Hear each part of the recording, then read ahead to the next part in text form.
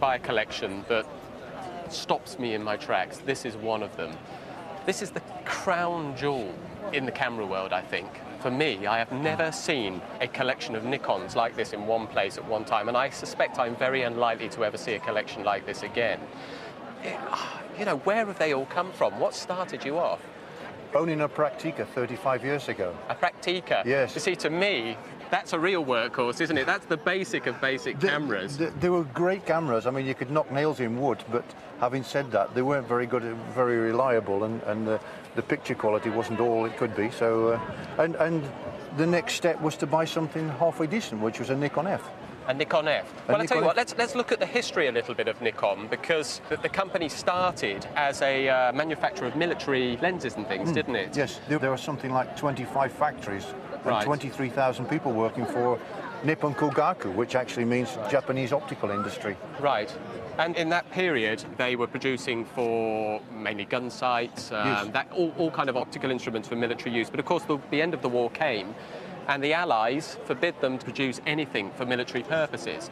They were virtually bankrupt at the end of the Second World War, and they were looking for a market, and the market was cameras, and they went with this product.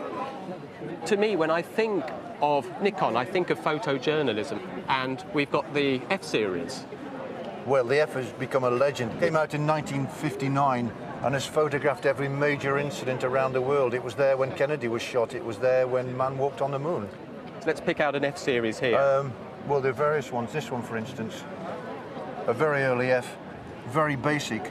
Photojournalists wanted to use these cameras. They were a good, robust camera. The main people that we know, people like Tim Page, of course, photographers in the Vietnam War, used these kind of cameras and would often say that they were bulletproof. They were. I don't know how many Nikon Fs saved people's lives. Quite a few. I've seen a few pictures of Nikon Fs where they've been hit with a bullet there, and the camera and the lens has stopped the bullet. Really? Yes. So there is a bit of reality in that. Of course, yes. And it's not just an urban myth. And also, they were wrapped up in plastic bags after being chased by Viet Cong, and they'd be dumped in water and left there for maybe a week, sealed in a plastic bag, you know, with an elastic band around. And then picked up. And picked up later, so as the photographers would not lose the pictures. Quite incredible.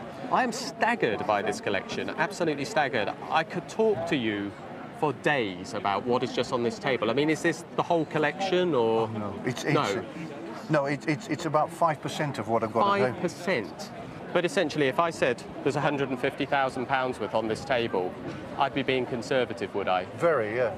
You get the half of it, probably. That's it, then. That's enough for me today.